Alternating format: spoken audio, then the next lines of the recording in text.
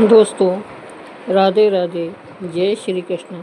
तो दोस्तों, आज हम पितृपक्ष की एक पौराणिक कथा को सुनते हैं। जानते हैं कि पितृपक्ष में हमें क्या क्या करना चाहिए जिससे हमारे पितर लोग खुश होते हैं। तो आज हम इस पौराणिक कथा के माध्यम से समझेंगे कि पितृपक्ष में क्या किया जाता है। वैसे ही हिंदू धर्म में पितृपक्ष की अवधि को बहुत ही महत्वपूर्ण माना जाता है। इस अवधि में पितरों के निमित्त श्राद्ध, तर्पण और पिंडदान आदि करने का विधान है। इससे उन्हें तृप्ति मिलती है और वे हमें सुख समृद्धि का आशीर्वाद देते हैं। तो वैसे तो दोस्तों, यह पितृ का समय भादो की पूर्णिमा से लेकर और क्वार की अमावस्या तक चलता है और ये 15 दिन पितरों के लिए बहुत ही महत्वपूर्ण होते हैं। इन 15 दिनों में अपने पूर्वजों को भोजन व तर्पण आदि करके उनको श्रद्धांजलि देते हैं। इससे पितृ लोग धरती पर आते हैं। देखा जाए तो पितरों की कृपा प्राप्ति के लिए ये बहुत ही उत्तम समय माना गया है।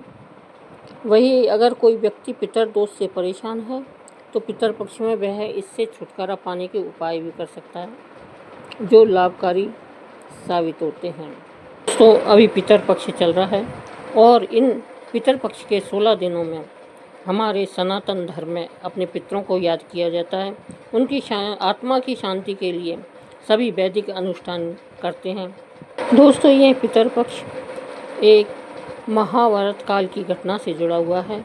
महाभारत काल में कर्ण को पितृ में तर्पण नहीं करने के कारण वहाँ खाने को सोना ही सोना दिया गया था। तो अब हम सुनते हैं इस कहानी को। आइए जानते हैं अब कि इसके पीछे क्या है धार्मिक मान्यता। पुराणों के मुताबिक पितृपक्ष में दान पुण्य का विशेष विधान होता है और इसका फल भी जीवात्मा को स्वर्ग लोक में प्राप्त होता है। महाभारत के अनुसार सबसे पहले महातपस्वी अत्रि ने महर्षि निमि को श्राद्ध के बारे में उपदेश दिया था। इसके बाद महर्षि निमि ने श्राद्ध करना शुरू कर दिया। महर्षि को देखकर अन्य ऋषि मुनियों ने पितरों को अन्न देने लगे। लगातार श्राद्ध का भोजन करते करते देवता और पितर पूर्ण हो गए। पुराणों में भी पितृपक्ष को बहुत अधिक महत्व दिया गया है।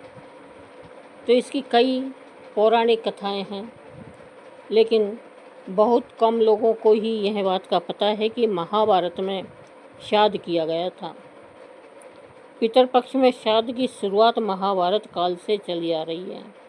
श्राद्ध कर्म की जानकारी भीष्म पितामह ने युधिष्ठिर को दी थी। इसके पीछे की पूरी कहानी यह है कि हिंदू धर्म में पितर को 84 लाख योनियों में से एक माना गया है। मान्यता है कि विभिन्न लोकों में रहने वाले ये दिव्य आत्माएं संतुष्ट होने पर व्यक्ति पर अपना आशीर्वाद बरसाती है, जिससे मनुष्य को धन, यश, कीर्ति आदि की प्राप्ति होती है और कुल की वृद्धि होती है। इस तरह से पितर पक्ष के दौरान किए जाने वाला श्राद्ध पूर्वजों के प्रति अपनी श्रद्धा और कृतज्ञता को व्यक्त करने का माध्यम है, जिससे प्रसन्न होकर पितर सुख समृद्धि प्रदान करते हैं। ये कहानी सूर्यपुत्र कर्ण से जुड़ी हुई है। जब सूर्यपुत्र कर्ण महाभारत युद्ध में वीरगति को प्राप्त हुए और उनकी आत्मा स्वर्ग पहुंची, तो उन्हें वहां पर खाने के लिए भोजन की बजाय ढेर सारा स्वर्ण दिया गया। तब उन्होंने इंद्र देवता से इसका कारण पूछा। इंद्रदेव ने कर्ण को बताया कि पृथ्वी पर रहते हुए उन्होंने कभी भी अपने पितरों के निमित्त भोजन, दान, तर्पण आदि नहीं किया। तब कर्ण ने जवाब दिया कि उन्हें अपने पूर्वजों के बारे में कुछ पता नहीं था, इसलिए अनजाने में उनसे यह भूल हो गई। दानवीर कर्ण अपनी दानवीरता के लिए जाने जाते थे और जीवन भर उन्होंने गरीबों को और जरूरतमंदों को धन और स्वर्ण का दान दिया।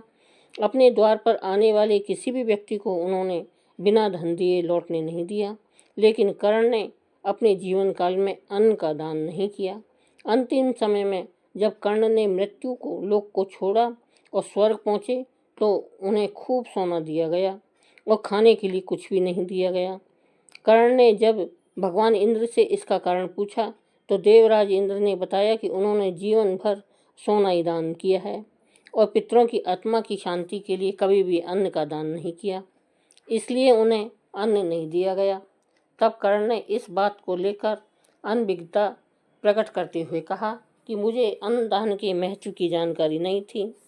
कर्ण को जब अपनी गलती का एहसास हुआ तो उन्हें अपनी गलती सुधारने के लिए एक बार 16 दिन के लिए धरती पर भेजा गया था और इन 16 दिनों में कर्ण ने अपने पूर्वजों को याद करते हुए तर्पण किया, भूखे और गरीबों को अन्नदान किया और फिर स्वर्गलोक को चले गए। तभी से 16 दिन का पितृपक्ष मनाने की परंपरा चल रही है और इस दौरान लोग अपने मृत पूर्वजों को याद कर भोजन का आयोजन करते हैं। साथ ही इस बात का भी ध्यान रखा जाता है कि पितृपक्ष के दौरान यदि कोई भिक्षा मांगने आए तो उन्हें कभी खाली हाथ नहीं जाने देना चाहिए। पितर कभी भी अपनी संतान को परेशान नहीं करना चाहते हैं। वे बहुत दयालु होते हैं, लेकिन संतानों की उपेक्षा से दुखी हो जाते हैं, क्योंकि संतान के द्वारा श्राद्ध कर्म और पिंडदान आदि करने पर उन्हें तृप्ति मिलती है और वे अपनी संतान को धन धान्य और खुश रहने का आशीर्वाद देते हैं।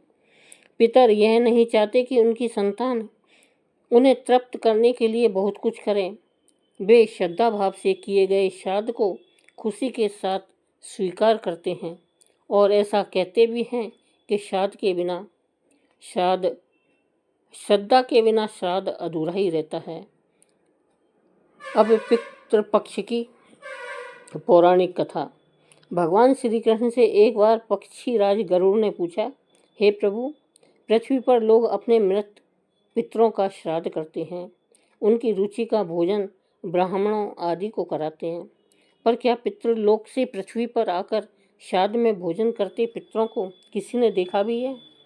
भगवान श्री कृष्ण ने कहा, हे गरुड़, तुम्हारी शंका का निवारण करने के लिए मैं देवी सीता के साथ हुई घटना सुनाता हूँ। सीता जी ने पुष्कर तीर्थ में अपने ससुर आदि 3 पितरों के श्राद्ध में निमंत्रित ब्राह्मणों के शरीर में देखा था। वह कथा सुनो। भगवान श्री कृष्ण कहते हैं, हे गरुड़, यह तो तुम्हें ज्ञात ही है कि श्री राम अपने पिता दशरथ की आज्ञा के बाद वन को गए थे, साथ में देवी सीता भी थी। बाद में श्री राम को यह पता लग चुका था कि उनके पिता उनके वियोग में शरीर त्याग चुके हैं। जंगल जंगल घूमते सीता जी के साथ श्री राम ने पुष्कर तीर्थ की भी यात्रा की। अब यह श्राद्ध का अवसर था, ऐसे में पिता का श्राद्ध पुष्कर में हो, इससे श्रेष्ठ क्या हो सकता है। अब तीर्थ में पहुंचकर उन्होंने श्राद्ध की तैयारी आरंभ की। श्री राम ने स्वयं ही विभिन्न शाक फल एवं अन्य उचित खाद्य सामग्री इकट्ठी की। जानकी जी ने भोजन तैयार किया। उन्होंने एक पके हुए फल को सिद्ध करके श्री राम जी के सामने उपस्थित किया। श्री राम ने ऋषियों और ब्राह्मणों को सम्मान सहित आमंत्रित किया।